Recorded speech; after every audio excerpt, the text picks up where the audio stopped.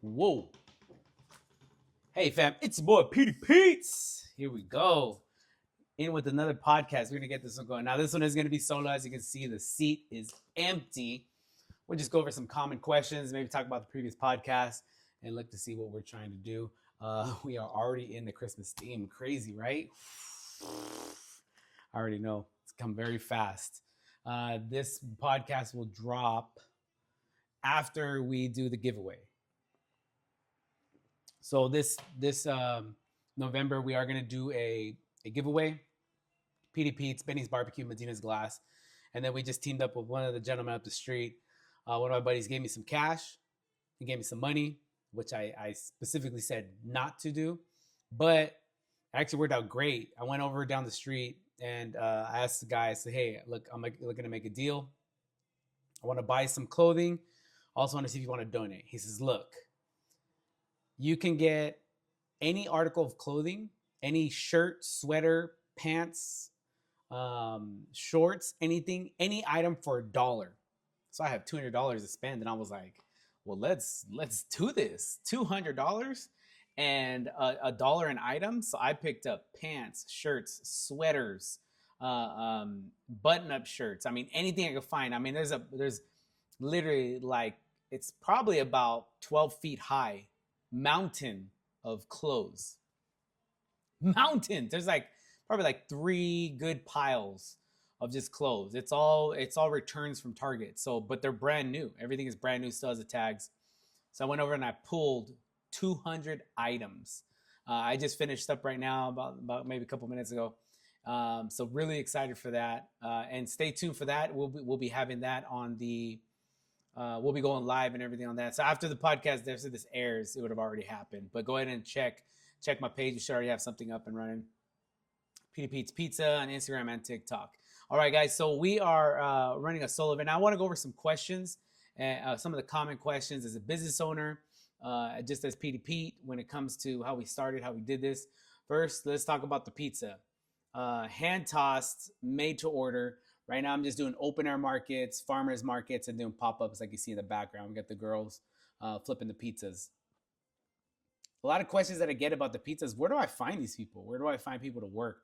Where do I find people that want to be involved? To be honest, I can't stop talking about pizza. I won't shut up. To be honest, like I cannot stop talking about it. Everybody I know, somehow, some way, I end up bringing up pizza. I end up bringing up what I'm doing, what I'm trying to do next, where I'm going, what events I had, or I just finished an event, what's coming up, what's popping up. I mean, I'm talking about it constantly. My mind is always running. I'm always thinking about what I'm going to do next. I'm always planning. We're in November. It's today's what? I think halfway through November, probably the 20th, 19th. I'm already planning December. I'm already texting people about December. I'm already texting them, save December 6th, December 13th, save December 20th. Like, don't plan on doing anything but working that day. It's because we have some big events coming up, big events in December. So it's constant. You're constantly thinking about what's happening, what you're doing. And when I'm doing that, I'm also thinking, do I have enough people to work? Do I have enough people to get me through this event, right? So now I can handle 40, 50 pizzas solo. In one event, I can do that by myself. But when you're having 100 plus pizzas, when you're catering, you're thinking, I need people that can jump in. I need people that can work. So sometimes what I'm doing is I bring people into work when I know I can do the job by myself. And this is something you have to understand. You're investing in people. If you're starting a business, been in business, and you're trying to expand, you're trying to grow, sometimes you have to bring people in and you have to pay people, not because you need the help, but because you're investing in them. You're investing time, you're investing money into the people that are working with you. And that's something that I do. In LA, I have people that work in LA. I have people that work in Pomona. I have people that work in Chino. And then I have people that are willing to go anywhere and everywhere when I ask them. So it is a constant balance between landing gigs, also having the right people involved. Because I know where I can go, how many locations I can do, but also having the manpower to do it. And that's a big thing that I have. So I'm always trying to bring people on board, always looking to see if they can work with me, if they're compatible. I think the biggest thing for me is when I meet you, right when I meet you, I know if I want you to work with me. Because I can kind of pick up if you're easygoing, if you're friendly, if you're talkative. I have been a couple people that I've worked with that I didn't really want them too much, because one part about the business is the face, right? Who's collecting the money? Who's your cashier? Are they friendly? Are they talkative? Are they easygoing? I had a catering event this weekend, and I had Jessica. I called Jessica. As soon as they booked the event, they said they wanted to make the pizza themselves. And I was like, whoa, whoa, whoa. You want to make pizza by yourself? They're like, yeah, just drop off all the tools, drop off the oven, and we'll do it ourselves. I said, look, I'm all for this. I'll gladly take your money. But here's the thing. I still want them to eat the pizza. I still want them to have an experience. I don't want them to eat pizza by it. Like, if they would have gone out there, if I would have dropped everything off and just said, yeah, it's fine, just have at it, they would have made maybe 2 pizzas. Maybe one of those pizzas would have been edible. They would have never been able to make one, not by themselves, unless one person in that group had some type of background in pizza. Other than that, nothing would have got done. So I said, look, let me just have one person on site. They'll walk you through the process, and then on top of that, they'll make any extra pizzas that you want. So they put in the order. We confirmed, we booked it, we set the date, and immediately, as soon as they booked it, I immediately called Jessica. Jessica has not been working with me, but if you guys know my page on Instagram and TikTok, she's been one of my regulars for the longest time. As soon as I booked it, I said, Jessica, I have a job for you. I said, I have a job for you. Now, as soon as they booked it, I said, I need somebody who's bubbly, who's talkative, that can be in any situation. She can be at a party with kids, and she could be at a party for adults. Like, it doesn't matter what situation I put her in, she's going to be able to handle herself, talk, and then do what needs to get done, right? So that's something that I have that I have in mind when it comes to working, when it comes to events, knowing who I can put in where. So I have people that have strengths, I have people that have weaknesses. Jessica, I can pretty much let her run an event by herself. She can lift it, load it, make it, put it back. I mean, pretty much on almost everything and anything, she could just handle herself. Other people, you gotta know what their weaknesses are, and what their strengths are. So some people are like, they're better off in the public, right, talking to people, and the other ones are better off in the background, just making the pizza, cutting it, calling out numbers, and then that's their strength, right? So also understanding what people you have, what people are working for you. And like Aris back here, she's becoming a lead. She's becoming a lead. She's able to make the pizza, take the order, also organize who's working, what they're doing, cut ingredients, and all of that. She's able to do all of those things without much support, much help, or supervision. Because that's the other thing. You also have to know that some of them can't be alone. Some of them can't work without supervision. And that's something you have to keep in mind when it comes to people, help, employees. Because remember, you're always trying to run a business. You always run the risk of somebody stealing from you or somebody taking advantage of your time. And you have to just kind of keep in mind. Sometimes when people get a little too easy, because I'm very lenient. I'm very lenient on what has to be done and what needs to happen. As long as you're doing your part. So if I say your cash box and that's your job and your only job, if there's nobody walking up and down, that's fine, because I need you there. I need you to be a face. If I have people in the background that are just making pizza and there's no pizzas, that's fine. Just be there. And everyone has their job, everyone has their task. I will organize and orchestrate what needs to happen, or like where I need you to jump in. I need you to get up front. I need you to help, right? So that's what I do. I like managing. I like pushing from the back. I like to be able to see everything that's going on and know what's happening. And I'll just shout orders out. All right, we're doing pep and jalapeno. We're doing this or that, and push forward, right? And everybody, as soon as everybody knows how to have a task, everybody knows what to do. Because I think my biggest part is when we're on crunch time, when things are really happening, when things are really moving, I need everybody to be on point. Now, if somebody cannot be there when we're moving, when we have a big job, That's when I gotta like consider, can this person stay with me? Can they continue to be with me? So I try to bring people into my slower events to train them. I don't want to throw someone in and we have 40 plus, 50 plus, 60 plus pizzas and only a minimal time. I'd rather be out there just, if I'm gonna be cranking out pizzas, I'd rather have somebody that already knows what to do. So Leslie, Jessica, Aris, I don't know what it is. The females just have almost all qualities. They can pretty much run it from start to finish. Then you got the men. The men are more of the laborers. They're more like pizza cookers, the cutters, and they handing out pizza, and then they're unloading and loading and setting up and tearing down. So it just kind of varies, just depending on what it is that you need them for, and then also knowing how to pair them.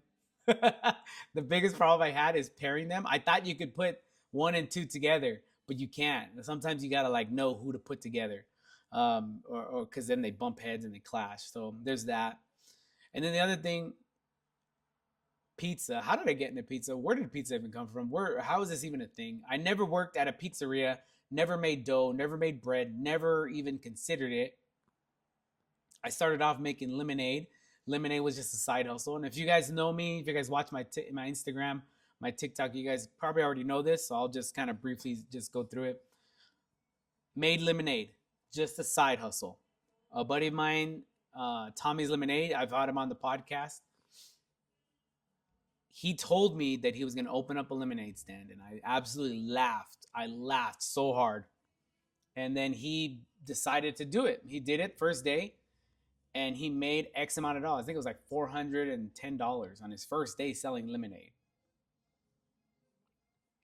That's gross. That's not net. That's not after paying, paying for all the permits and paying for everything. But the fact that he made that much money on his first day, I mean, just popped up and just sold $400 in water, sugar, and lemon juice. I mean, I thought that was crazy.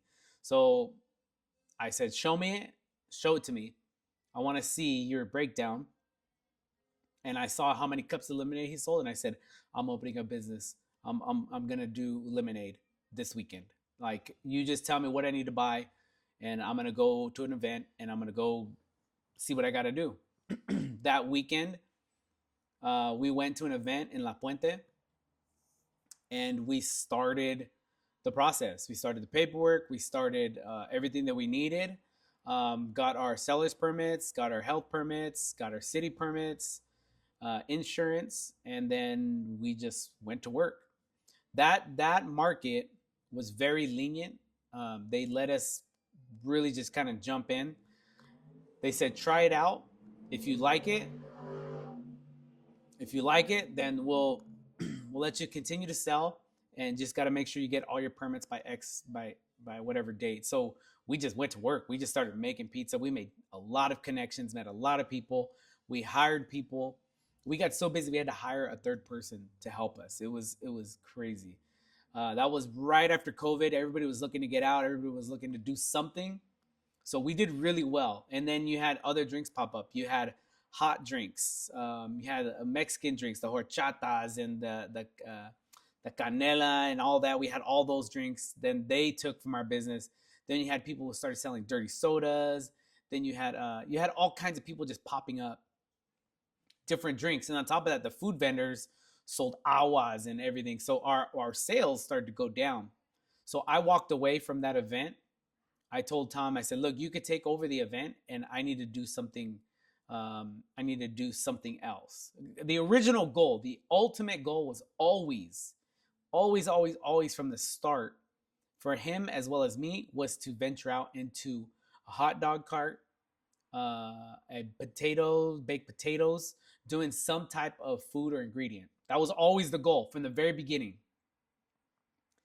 He saw lemonade and he ran with it. I mean, even to this day, he wrote a book that's around the lemonade. I mean, there were so many things that he had, so many visions that he had within it, that he stayed with lemonade.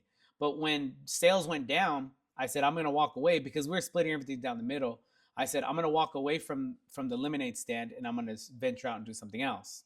So I talked to the organizer, and I started shooting ideas. I'm thinking about doing hot dogs, hamburgers, baked potatoes. And I just started naming things, and they shot everything down. And then I said pizza as a joke. I mean, I was like, what about pizza? And she said, yeah, actually, that sounds pretty good. And I said, what? Okay. So I said, all right, well, then pizza? She said, yeah. So she said, you got 2 months. I said, 2 months for what? She's like, you have 2 months. She's like, I have an application for a pizza vendor. I said, okay. They said, you have 2 months to figure it out. If you can't get it going by October, so I think I asked in August, beginning of August, said you have to October to figure it out. If you can't get it by October, then we're gonna let this other vendor come in. And I said, oh shoot, okay, all right. So I mean, I went to work, started looking up, um, I started looking up different recipes for pizza dough. I started looking up how to make it, how to do it. Eventually linked up with one of the buddies of mine who made pizza just like I am right now. Went and worked with him, looked at how he did it, just looked at the organization. Now, transferring from lemonade to pizza, the tables, the setup was not hard. The canopy, the lights, the cash box, that was easy. I already had that. Now, the problem was transitioning from pizza to lemonade. Now, I still do lemonade to this day. I still make it. It's still part of my menu. But pizza, the actual dough was the hardest thing to do. I mean, the guy that I worked for, he made pizza, the dough, to be like sacred. He's like, this is sacred ground, to the point where he wouldn't let me touch the dough. I was like, this is crazy. How is it that I'm not able to touch the dough? But he was like, nope, you can't touch the dough. Like, that's something that only I do. I get it. Now that I'm in it, I get it. Like, even to this day, when I have people make the pizza, when I see them roll it, sometimes I go like my eye twitches, and I'm just like, ugh, I don't know, right? It's just, there's something about the dough when you're starting it from just flour, water, sugar, salt, honey, and an active dry yeast. When you start with the raw ingredients and you get it to this point where it's fluffy and it's bubbly, and you do all of this stuff, it it it's just like, you just can't let somebody just like ruin it, right? You can't let just anybody touch it. When you have this much time behind the scenes, yeah, it's not what you think, right? So I understand it now. At the time, I didn't get it. So what happened was, I ended up going home and just, I took the recipe that he gave me, and I just tweaked it and tweaked it and tweaked it and tweaked it and tweaked it until I found something I liked. And I tell this story, and I'll tell you again. You've seen me at the UFC gym in Rosemead selling pizza. Well, back when I first started, I was at the UFC gym in Rosemead with all my gym bros, handing out slices, or no, handing out pieces of dough, cooked dough. I made this dough, try it. I made this dough, try it. Well, bread. I made this bread, right? I'm having people at my gym try the bread, and I'm have different batches. I'm like, try this one, and try this one, and try this one. And people were giving me, feedback. I like this one. I like that one. So I took ones that I liked, and then tweaked that one, and then took one that they liked from that batch, and then and it went on and on until I got something where I like, where I'm at right now. But I will tell you this: people really like my dough. That's probably the biggest compliment I get. But I would still probably tweak it.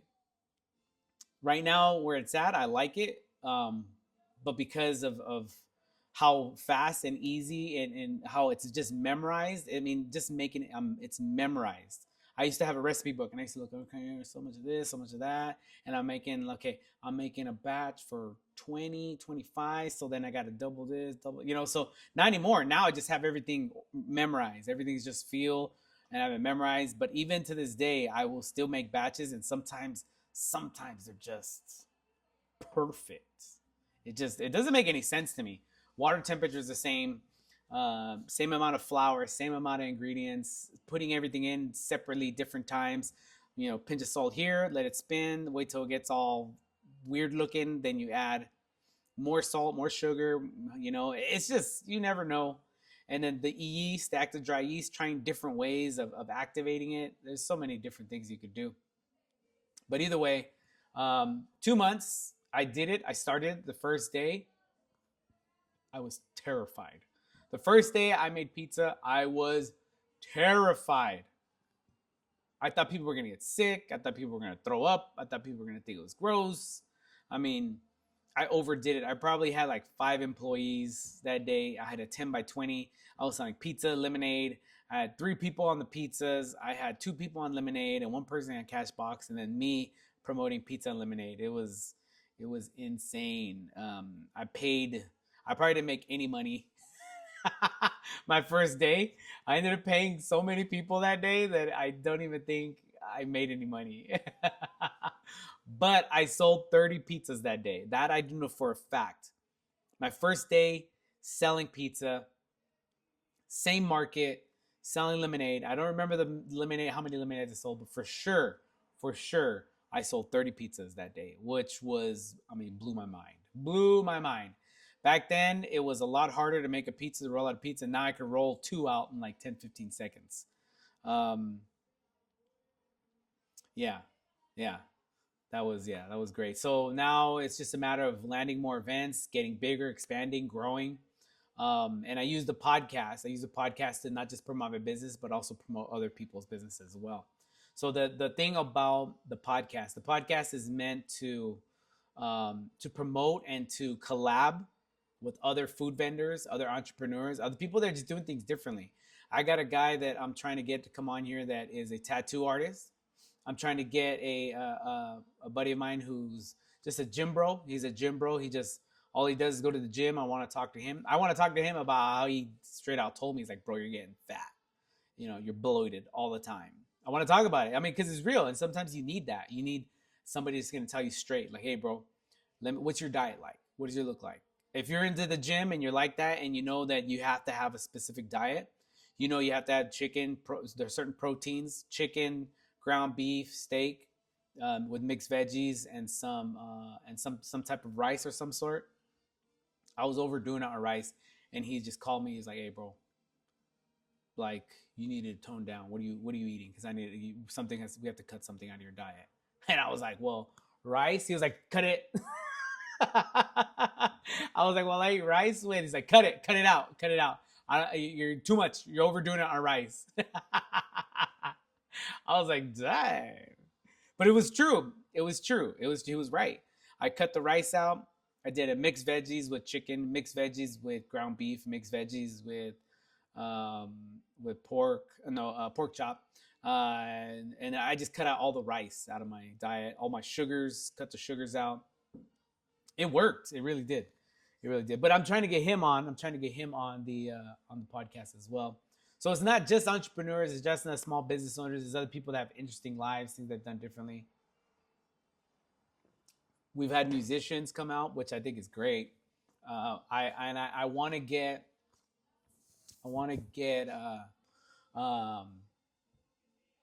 tagger, a tagger. That's what I want to do next. I'm trying to get one of my buddies to come out because I don't understand the culture. There's definitely a culture to it because you'll see people, well, because in LA, you'll see people that'll tag up a whole wall and they'll tag it every day, something different. Someone will cross it out and tag something different. Then you got these murals, and nobody tags on the murals. And one day I was looking at it and I go, but that's strange that they didn't tag on the mural. The wall right next to it's tagged every day differently, but the mural they didn't touch, which is it's interesting to me. And I want somebody that's in it that can explain to me because you got legal painters, well, taggers, and you got illegal taggers. So I want to get him in here and talk about it. And see if we can do because he does legal painting and I want to talk about like the culture of it. I think it'd be interesting and fun, and I think it'd be good to have other people that are interested in that, but also maybe open up the door for them to watch and then also try the pizza. So another common question I get is or a question. Describe an experience developing and executing a successful business plan. A successful business plan. Honestly,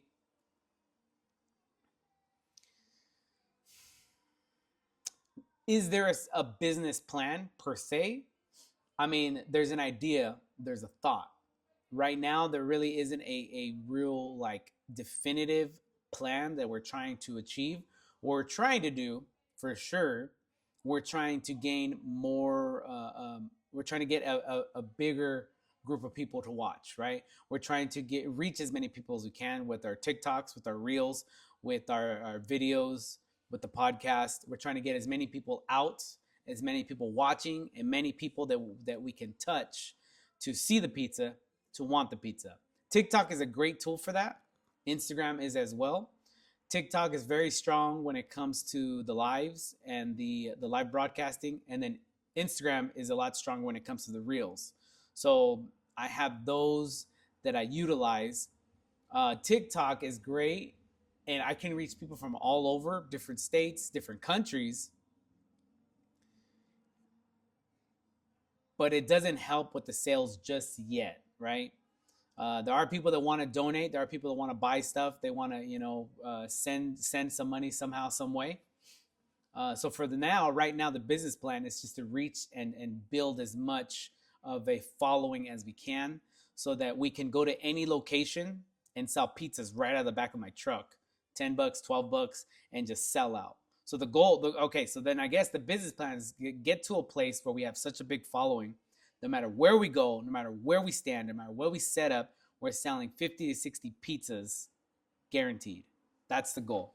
And then from there, expanding to the point where we're outgrowing this truck, we're outgrowing this location. We need to get a physical location, which I think is in the works right now. We're trying to get a physical location in Pomona.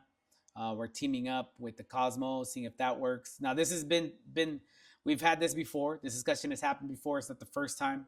We've talked about locations. We've talked about opening it up somewhere, and it just hasn't officially gone through. So the talk has been that this is not the first time. And this is how I know it's coming. Something's coming, because we've had conversations with people that want to invest. They want to back me. They want to back Petey Pete's Pizza. It just hasn't officially gone through. And I think part of that is just because it's, there's growing pains to this, right? So we started off with one event every Friday. Then we added a Saturday. Then we added a Sunday.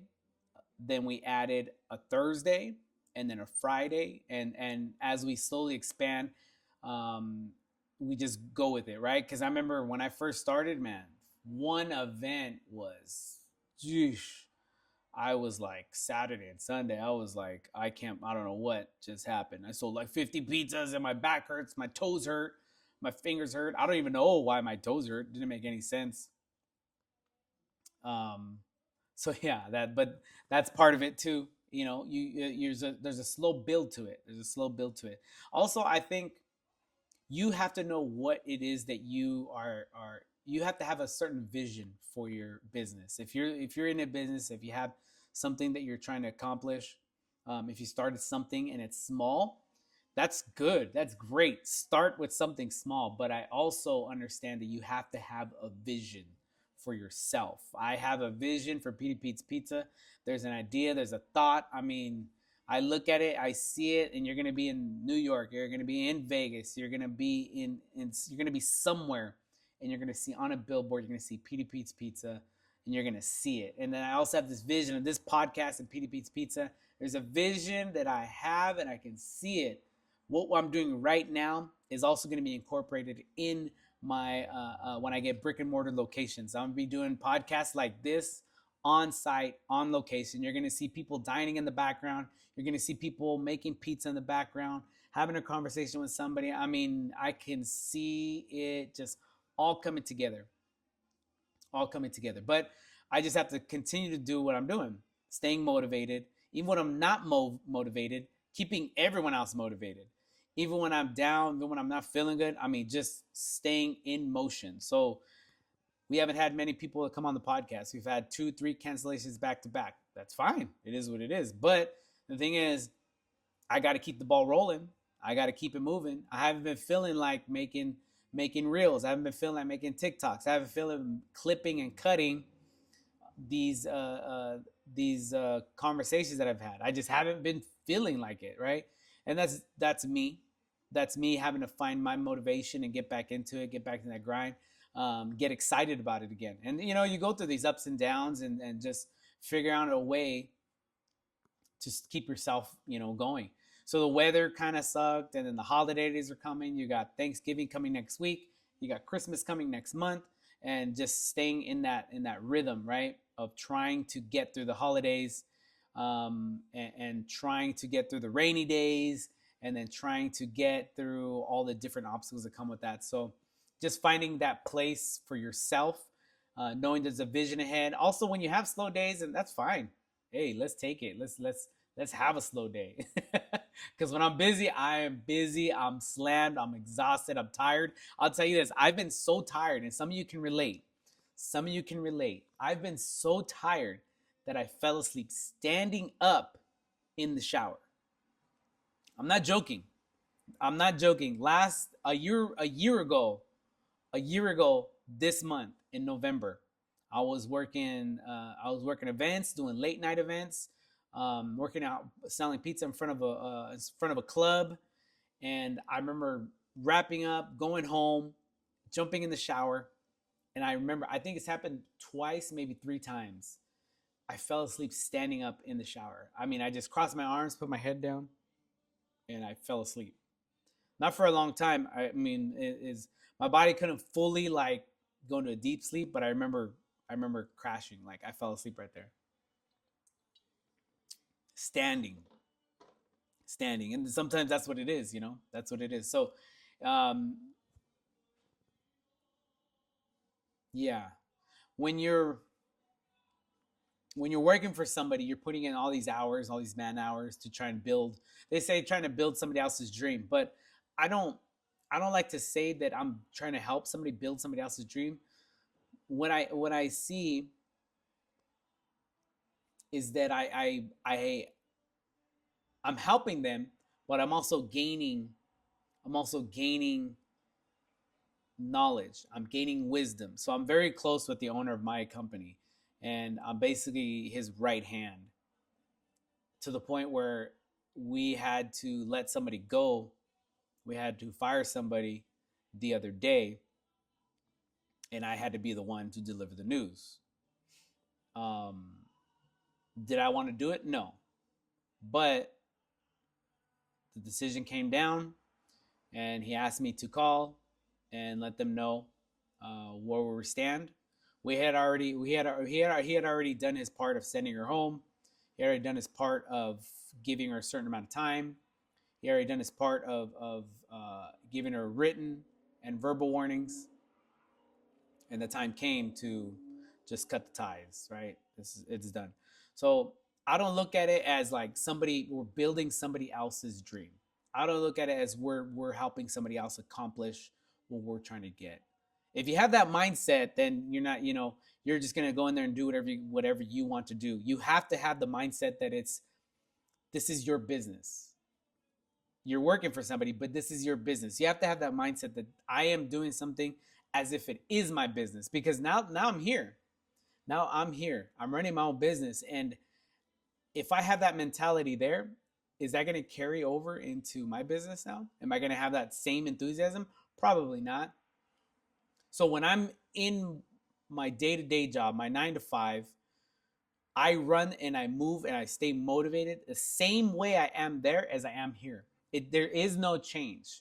There is no change. I'm doing the exact same thing. Enthusiastic, dealing with customers. If I'm not up to par, and I can feel it when I'm not dealing with customers properly, when I'm at my day-to-day job, I have to check myself and I go, okay, Pete, what are you doing? Come on. You have to be friendlier. I'm like, this is me. I have conversations with myself. You have to be friendlier. You have to give people the time. You have to, like, if people don't know what they want, you have to give that to them. Like, this is a business job. The business is stay open, right? Because my ultimate goal is to have that business thrive when I walk away. I want people in place that can do my job, not just as good as me, but better. I want them to do better than me. And when I come here, it's that same enthusiasm. I keep that same enthusiasm. Now, all of the burden is on me. More of the stress is on me, but I have that same enthusiasm. I stress about the same stuff. When I'm at my day-to-day job, I stress about the money. I stress about payroll. I stress about money coming. I stress about people that haven't paid. I'm like, man, this guy hasn't paid in, X amount of days, X amount of dollars, and I need to collect. I need to collect. right? So that same enthusiasm. If you work in a day-to-day job and you're looking to start a small business, I'm telling you right now, you should take initiative to do things, not just the job you're willing to do, but also take initiative to jump up more, do more, be more enthusiastic, make yourself more helpful, and don't just do things that aren't just your job. Do things that are above what you're trying to do. Because I do, as of right now. I mean, I'm in the place where I'm officially an office manager. When I started off just as an employee who cut glass, who was loading and unloading, they gave me a chance one day, and I jumped on the computer, started making calls, started dealing with people, and I mean, I'm naturally just talkative, so it wasn't very hard. It wasn't difficult, but I knew that they were looking at me. They didn't plan on keeping me there. They originally had a plan to just bring me in while we had somebody else come in as secretary, as somebody else come in as sales. Because the secretary and sales rep we had, for some reason, they both weren't there. So I was doing both. The secretary answering phone calls as well as sales. It just kind of happened within 1 week. I ended up taking that job and I took everything. I took it all. I did that. Then I became the office manager. I do pretty much everything from accounts payable, payroll, human resources. I mean, we do it all. So it's a small business, so you have to wear many hats. But see, if I had the mentality of my job is just to cut glass, my job is just to help the customers load and unload, my job is just to build the windows. If that was my mentality, I wouldn't be where I'm at right now. I'm dealing with the IRS, with some of the W-2s, with payroll, with the deductions. I mean, I'm in the middle of everything. I'm learning stuff that I wouldn't learn unless I had that mindset, unless I looked at it like it was my business. So if you're in this position where you're looking to expand, you're looking to grow, and you have a job and you're doing something small, I would highly recommend that you look at it like it's your business. Take it like it's deal with it like it's your job, like it's your money, like you are the owner. You're trying to save money. You're trying to shave pennies and dollars so you can save 100, right? So you save a couple pennies here, a couple dimes here, a couple nickels here, and it adds up. We have a big company that we work with called Premium Windows. That's our sister company. They moved, and when they moved, they hired new people, and they had somebody go in there that was just doing, his only job was to find where they could save money. In 1 month, his first month there, he found out a way to save $500,000. Now, mind you, they are on a massive scale. Premium Windows is on a massive scale, but they had someone go in there. His only job was to penny pinch. He was able to save 500K, 500K, just from micromanaging little things, right? Glass keeps breaking at this point when we're putting it through our dual glaze. When we're putting this glass through our dual glaze press, why is it cracking? Why do we have glass that cracks? What is it that we're doing wrong? Is the temperature off? Is the thickness off? Like, what is going on with one of these presses, right? So he just micromanaged things. He just calculated things. He just made little changes, tweaked different things, and he's able to save 500K. That's very impressive. Now you can do that. You could save $20, $50, $30, right? Just by managing little things like that, micromanaging and looking at things and figuring out how you can get it cheaper, and will it make it better and beneficial, right? So those are things that I like to look at, as well as for me. I also like when I have my setup and everything's the same, but I forget one item. I forgot an ice chest. I forgot this utensil. And then I have to figure out how to maneuver through the day, how to maneuver it, how to make this day work. And I like when that happens, because then I have to, like, okay, recalculate. Okay, I have to look at this and how do I make this work? And then you just have to be resourceful with what you got, right? You're like, I got paper, I got napkins, I got utensils, I got a knife. What can I use and how can I do this? How can I make this work for this moment right now? And I like that, because then you come up with different ways and different solutions, right? You're still making a pizza. There's just different ways to make the pizza. Let's see. You know what? The one thing I get a lot is how do you measure or how do you know how many pizzas to bring? How much dough do you bring to each location? A lot of times it depends on the vendor or the person that you're working for, the promoter. You want to look at their Instagram account. How many followers do they have? You want to look at the reel. How many likes? How many re how many times they resent it, they republished it, they reposted it, how many times people have done that, how many likes, how much traction it's got. That can kind of give you an idea of what you're going to bring. Also, how many followers do they have, your promoter? That kind of gives you an idea of what you're dealing with. Because I've had people who have had me come out and they're like, yeah, we're having this event, we're expecting X amount of people. Now, for every 1,000 people, I'll probably sell about 15 to 20 pizzas, for example. So if they're telling me they're going to have 3,000 people come out, I'm like, okay, I could sell 45 to 60 pizzas. That gives me an idea. Also, how much are they charging you? That gives you another idea of how much to bring. Oh, shoot, they're charging 200 plus. So, okay, then I got to bring more. Most of my events are $80 to about $100, right?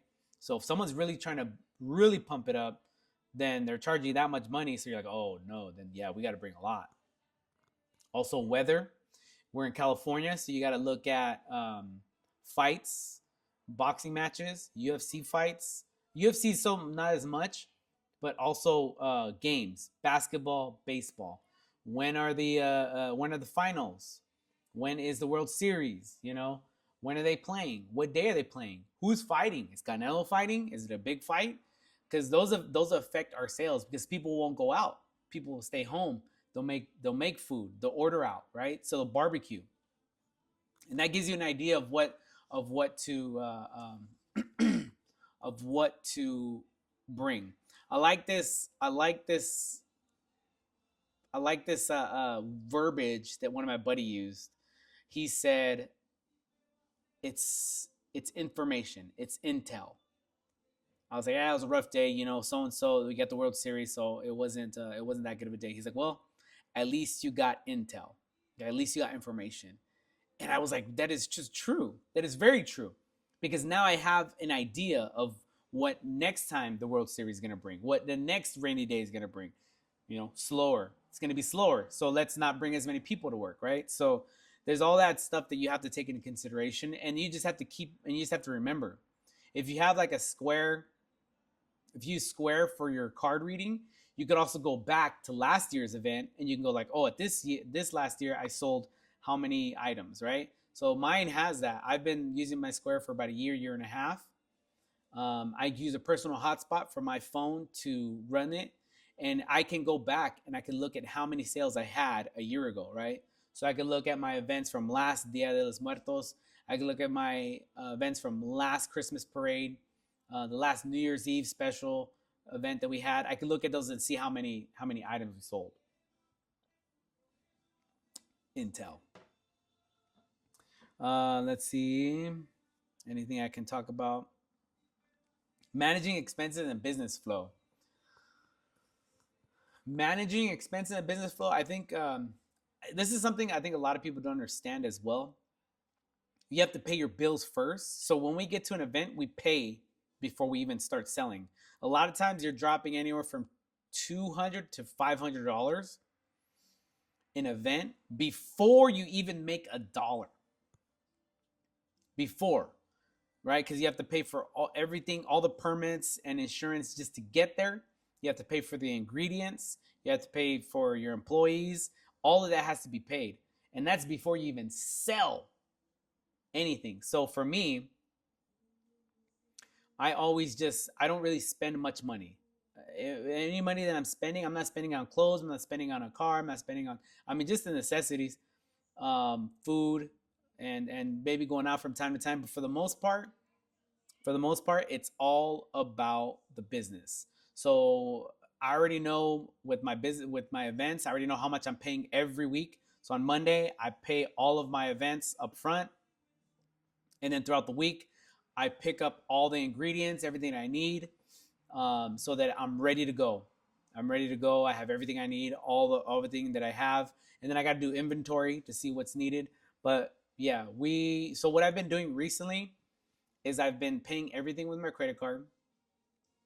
I'll let my actual personal account, my business account, stack up, and this gives me a better idea of what I can. Because before I used to do just whatever cash I had in my account, whatever money I had, liquid cash, and then I would only use my credit card if needed. So I swapped that. I changed that. Now I'm doing credit card only, and I just collect points. At the same time, I'm looking to see how much I've spent, and then I see my bank account, right? So money comes in, my account stays there, not touched, and then I just pay the credit card, as I go. So as long as I pay it all in full, then I'm not really paying interest, but it allows me to keep my account up, and this also builds my credit. So far, for the past couple months, this has been working for me. If you're not good with money, if you like to just buy and splurge and buy a lot of stuff that you probably don't need, then I wouldn't recommend doing that. But for the business that I'm running, I do need to probably get a bigger limit, and it's been working. It's been working. So it's building my credit up, as well as allowing me to see what I'm spending and my expenses, and it's been helping. So that's something that I've been doing, that's been helping out a lot. Tough decisions as a business owner. You know what? The decisions really, I think the toughest decisions I have right now are the locations. When you build a clientele, a group of people that are at a location that you go to, they like to go there and like to see you there. Those are probably the toughest decisions I have to make right now. Other than employees, who to bring, when to bring them, the toughest decision I have right now is leaving a location. Because you've already built a foundation there. People already go there. They know where your tent's going to be. They know the color. They know the advertising. I'm telling you, when they go there, and if they don't see back when I used to have a white tent like you see right now, I used to have a black one. Before that, I had a yellow one. And when I had the yellow one, when I switched it to black, people didn't see me. They said, "I didn't even know you were here." I was like, "What do you mean? I had the same advertising." They're like, "Yeah, but I was looking for the yellow canopy." And I was like, that's interesting that a yellow canopy, once I switched it to black, people absolutely bypassed me. So advertising, I think, is very important. And you have to understand that you have to be competitive especially at when you're at markets. Everybody's advertising. Everybody has a banner. Everybody has lights. Everybody has something that details what they have. And you want to get people and grab people before they get the person next to you, right? Now, pizza is one of those things where it's kind of hard to compete with because it's such a popular item. I really don't have to advertise as much. I mean, I have my big banners. As you can see, I had the big one with the big pizza on it, and then the little one with the big pizza on it. I mean, it's just obvious. I would still probably recommend an A-frame, maybe with prices. And then also, I would like to light up my banner up top. I recently bought an LED. Didn't work, not the way I wanted. It doesn't last that long.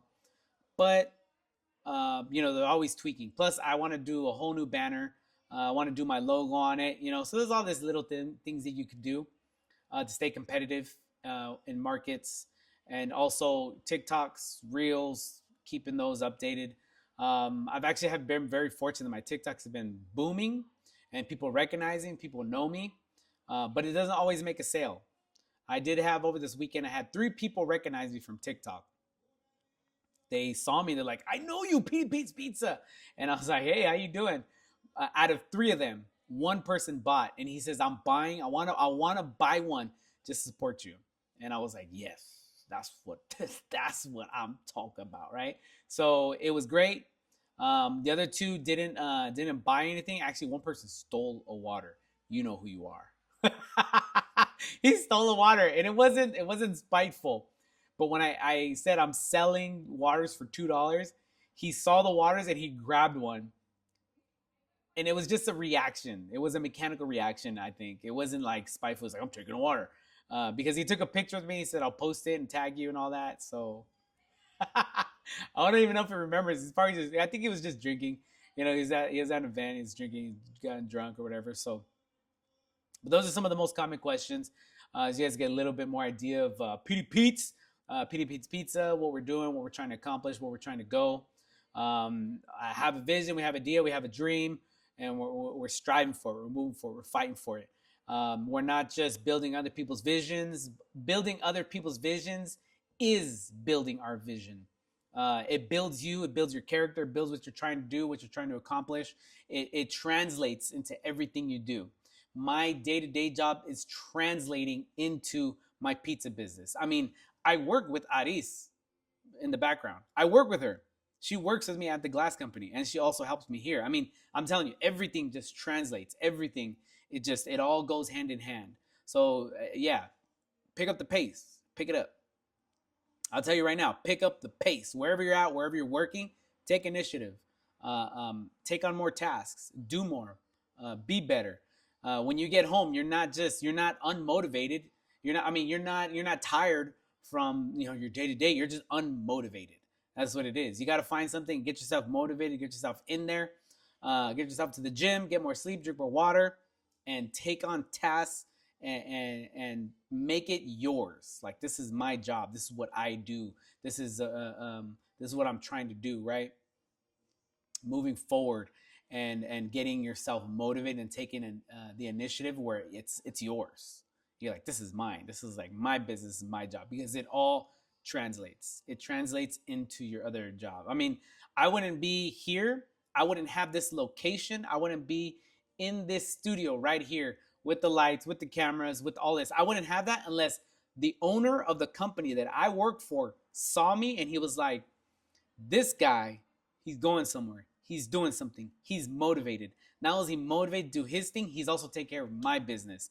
Because of that, the owner at this company at 4430 South Broadway, he's like, look, I want to back you. I don't know how. I don't know what I want to do, but I want to be part of this. I want to be part of this. I don't know if I got money to invest or what, but I want to be part of this. And that's all because, why? Because I'm motivated at my day-to-day job.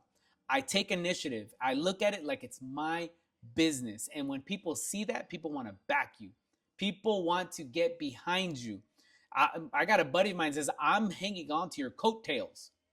I don't know exactly what you're doing. I don't know the vision. I don't understand the vision. I don't even understand the podcast. He's like, but I want to be behind you.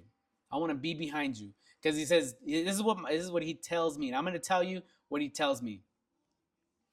He says, you're going to be the first millionaire friend that I have.